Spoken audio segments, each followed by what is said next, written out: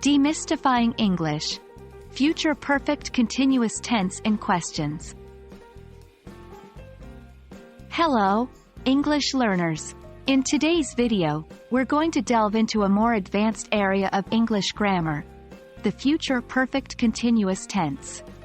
And more specifically, we're going to focus on how to use this tense in interrogative sentences, or, in simpler terms, questions. The future perfect continuous tense is used to express an ongoing action that will be completed at some specified time in the future.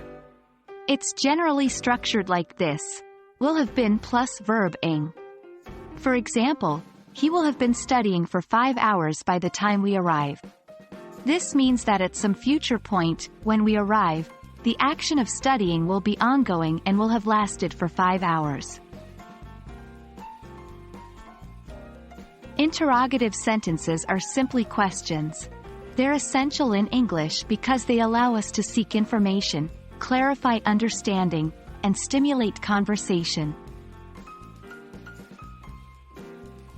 When we make interrogative sentences in the future perfect continuous tense, we start with will, followed by the subject, then have been, and finally the verb in the ing form.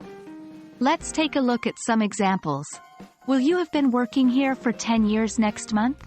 Will they have been living in Spain for a year by December? Notice how these questions are seeking to confirm the duration of an ongoing action at some specified future time.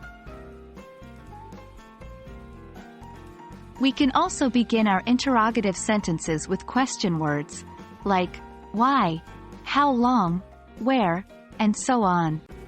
After the question word, we keep the same sentence structure. For instance, how long will she have been teaching at that school by next June? Why will he have been studying French for 2 years by next semester? There you have it. Now you know how to form and use interrogative sentences in the future perfect continuous tense. Remember, this is a more advanced concept, so don't worry if it takes some time and practice to feel comfortable with it. You're doing great. As always, keep practicing, and you'll continue to improve. We hope this video has been helpful. See you in our next English language adventure.